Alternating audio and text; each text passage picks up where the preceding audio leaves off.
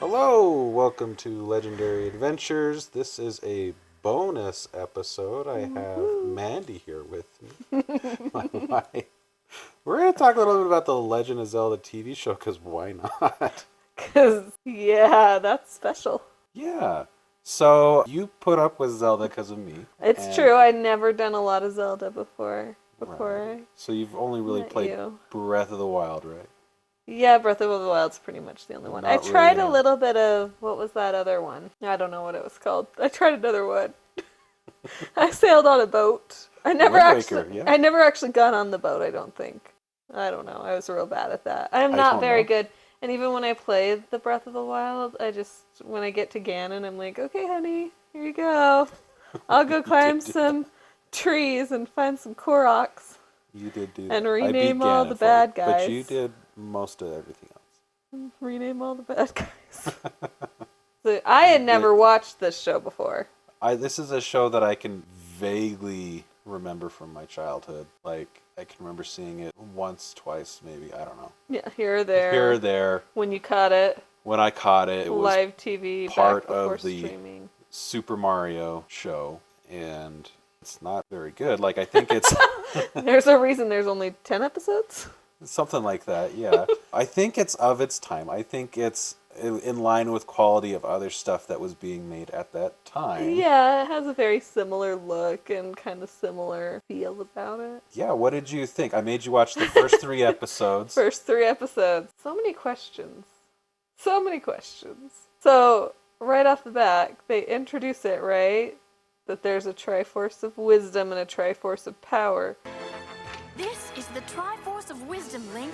The evil wizard Ganon has the Triforce of Power. But if it's a Triforce, shouldn't there be 3? See, that's a thing. Actually, in the very first game, there were only 2. The Triforce of Wisdom and the Triforce of Power. The Triforce of Courage, the third one, didn't come about until the second game. Got it. But they're triangular shaped, so Triforce. Still think there should have been 3 of them. Well, apparently Nintendo thought so too. Because they had a third one. I didn't even know that these were a thing.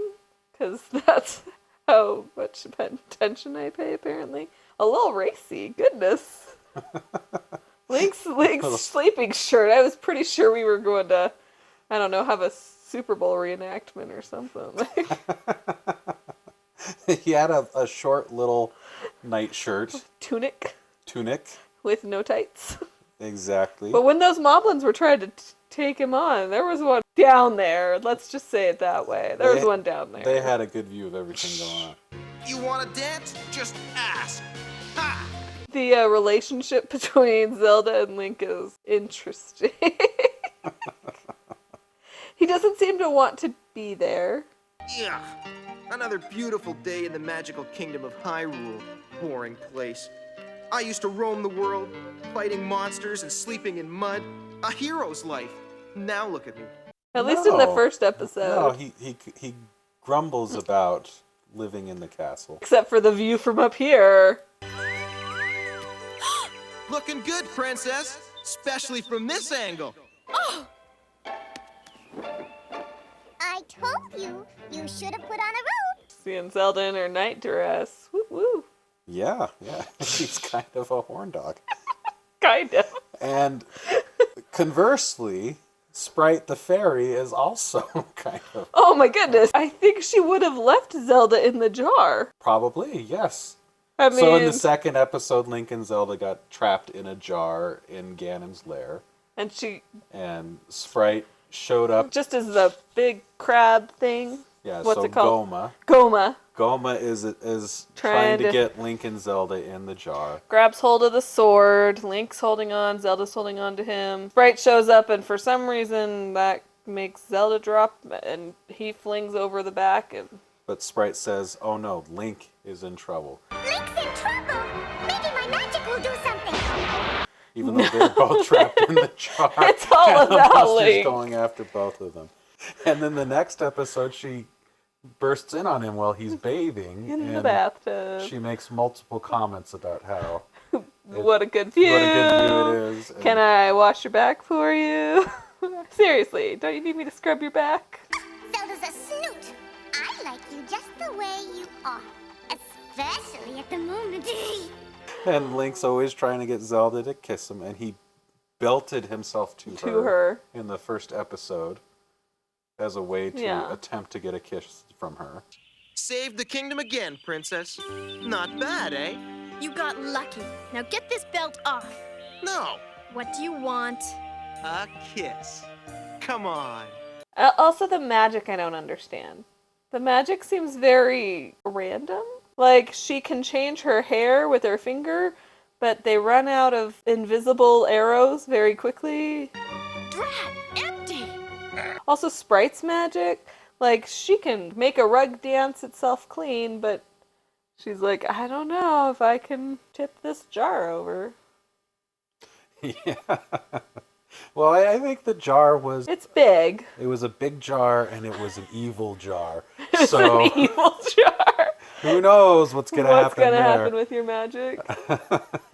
But, I mean, Zelda literally pointed to her hair, and it braided itself. Yes, which I wasn't sure if that was supposed to be, because she was using a hand mirror. Didn't know if that was in relationship to the mirror, or was just what allowed her to do that, or if that's just a power she naturally has. But Link had just said something about, oh, everything in Hyrule, there's so much magic here or something, and then she's like, I know, it's great, and does her hair. Boy, I've never seen a place as rich in magic as Hyrule. Everyone seems to know a little. That's why Ganon wants it so badly. So yeah, so that's the magic she gets? I get to have magic to do my hair. Woo! Probably was just her own magic, yeah. But is that the only magic she has? In that show? That's pretty lame magic. It's pretty can't unhelpful say. magic. So having not watched the entire show... Especially for a princess. Let's be honest here. A princess, I'm sure she has servants. Or she can make Sprite do her hair or something. I mean, not having watched the entire show, I can't say if that's all the magic she has. That's all the magic. This show was made at a point in time where only the first two games had been made. 1989, 1989. Right? The second game was just coming out in the U.S. And I was reading an article on Polygon about the cartoon show that had blurbs, quotes from various writers and other people who worked on the show, some of the actors and stuff. And based off of what they were saying, the showrunner was given a VHS tape recording of someone playing through the first game. And it sounds like he never actually played the game. He just watched that the VHS tape and got the music from it and the sounds, because that is what you hear. They're using sounds straight from the first Zelda game. They're not always using them in the way you would hear it in that game. Like when they were shooting magical arrows, and the sound it was making was definitely collecting a rupee. I like that you know what the sounds are. I can recognize the sounds. But when the bad guys were hit and would disappear, it would make the actual sound of defeating an enemy. And that too, like, the enemies don't die, they just get zapped into a big jar that Ganon has in his little underworld lair. Yeah, so in this article, one of the writers was saying that Nintendo wanted them to make a show that was basically what you saw in the game. But TV standards at the time wouldn't allow you to necessarily to do what you do in the game, which is kill monsters. And so they had to come up with a way where no one's really dying, and so they came up with this evil jar that Ganon has, where when bad guys are defeated, they're sent to the evil jar for a timeout, essentially. Yeah. How did they get out of the jar? Because Ganon got trapped in there. Magics them out somehow, but how Ganon got out himself after out. He got trapped, who knows? I mean, I guess they referred to it in the article as a timeout. So maybe it's a timeout. Just his timeout was up. He did make those moblins legit disappear. He actually did. They got zapped. That's true. Not like just zapped into the evil jar. They were in the evil jar and he zapped them again. That's true. And they went up into a puff of smoke. Into red smoke. Yeah. They're probably But I guess dead. Because it's magic and it was the bad guy. And there's no actual dead body to show. They are able to get away with it. Just skeletons. Yeah. We can't show anybody dying, but we can show skeletons. Well, I mean, those are bad guys from the game. I know they are. I've played the game. I know what's going on. Okay. There's no Blood Moon, though. So. Well, yeah, that didn't come till much later. It's interesting. There are things where I get the impression from this article that they weren't really familiar with Zelda 2 stuff. Like, they were given a copy, but it sounds like they were given a Japanese copy because it hadn't really officially come out. Well, and if he didn't play the game, he'd only been given a video of somebody else playing the first one, then I guess he wouldn't have seen much of the second one. But, I mean, some of the premise kind of lines up with Zelda 2, which... Maybe they gave him a synopsis, too, or something?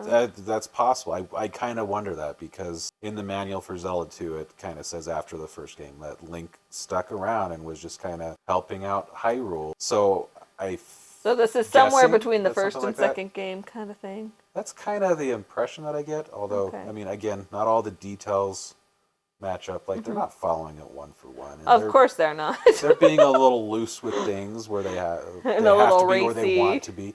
Yeah, I guess they modeled this after Moonlighting, the old Bruce Willis show. Okay. And the sexual tension on Moonlighting. Oh, all right. But trying to make it kid-friendly. Kid-friendly Moonlighting. All right. Which of those three that we watched was your favorite? The first one was The Ringer, where Ganon entered an amateur magician contest in order to steal the Triforce. He entered the contest. The second one was Cold Spells, where Link pretended to have a cold to get out of cleaning, and Ganon stole the Triforce. Which, can we go back to that really quick? Because they totally had a Fantasia thing going. They did, yes. That was a little bit of a ripoff. Tried to use her magic to clean up, and Ganon messed it up, and straight up Fantasia, the mop buckets were dumping water until the room was flooded and the mops were flying around. And then the third one was this last one we just watched. Oh, Prince Facade. Yes, the White Knight. Prince Facade. Who can't get himself dirty. Who's so vain that he won't let himself get dirty, which allows Ganon to attempt to kidnap Zelda. Yeah, attempt. But Link hears him from literally miles away. He hears her scream. And races back and saves her in just the nick of time.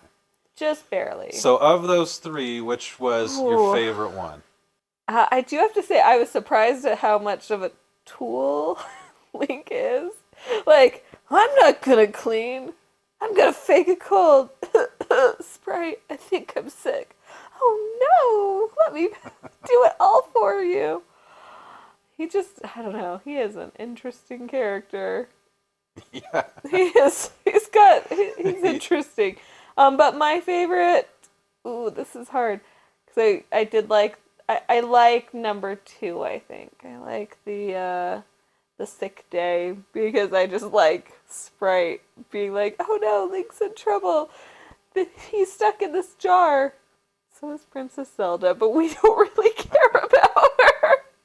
Although Prince Facade winking at himself, I totally called that. You did call that. You said you're waiting for him to wink, and then he turned at a mirror and winked at himself. It was great. Which was fantastic. So those are probably my favorite too. But like, if you want something to just watch and laugh at, they're pretty excellent.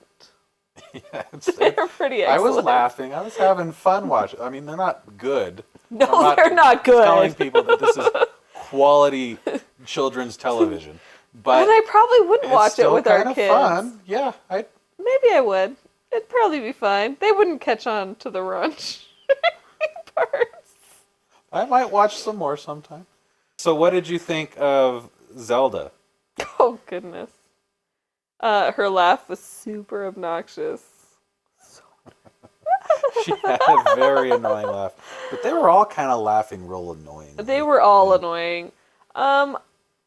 I don't know what to think of her. Like, I kind of feel like sometimes it's like she could kick butt without Link. Like, why is he even here? If she had a few more magic arrows, she's got this. Like, the one where, Facade, where he who shows up? The big guys show up. The Octoblobin. That's not the real Nom.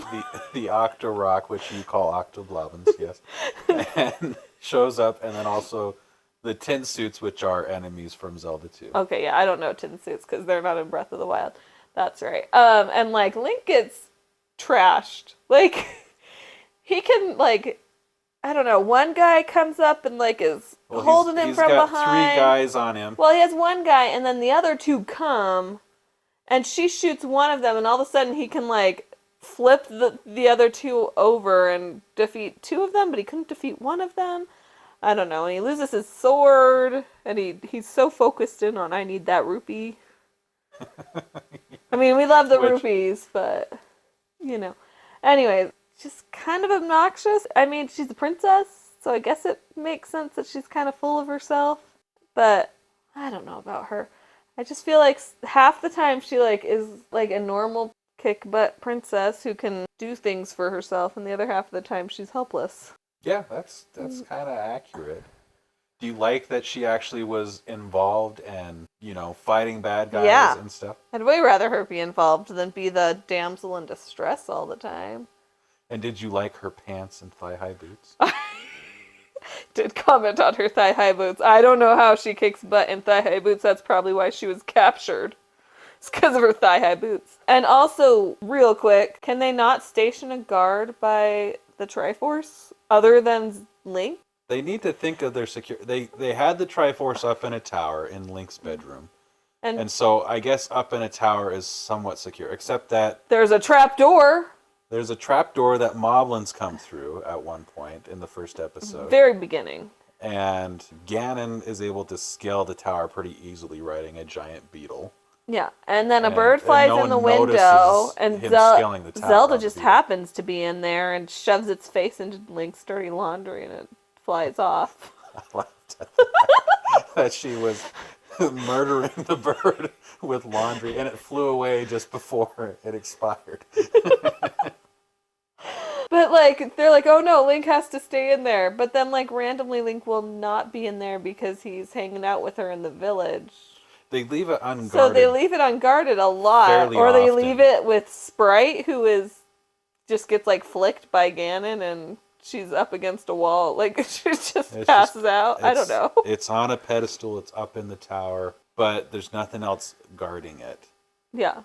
And the bad guys don't seem to have a hard time getting into the tower. So I think they need to rethink in this their last security. episode, they didn't even try to steal the Triforce. They were trying to steal Zelda. The first two episodes, he was definitely focused on getting the Triforce. But the third one, he was wanting to kidnap Zelda with no real explanation as to why. Why he switched his... If he was planning to ransom her for the Triforce or something. Yeah. There was no explanation to this change of stealing the Triforce versus stealing Zelda.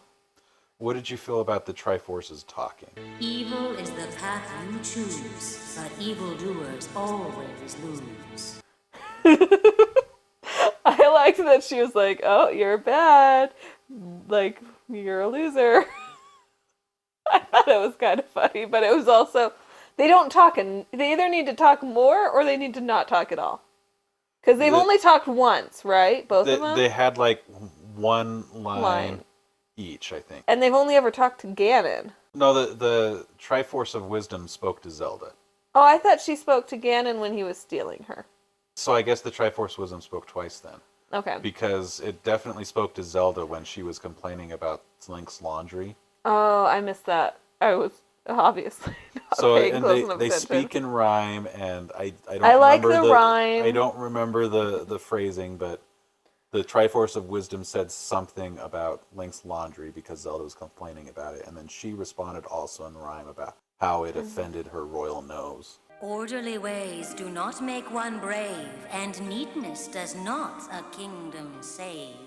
But still, it offends my royal nose when I must smell these stinky clothes. Yeah, I like that they speak in rhyme, but I feel like they need to speak more often. Like, I want her to be the snarky rhyming Triforce more often. And the bad one we've only heard speak once to Ganon. Right, yes. And that's it. And it's like, well, okay. But you're no amateur. You're a pro. I don't know. They either need to speak more or not speak at all. That's my opinion. Well, thanks for watching the Legend of Zelda cartoon with me. Anytime. This was fun. And yeah, catch you on the flip. See you later.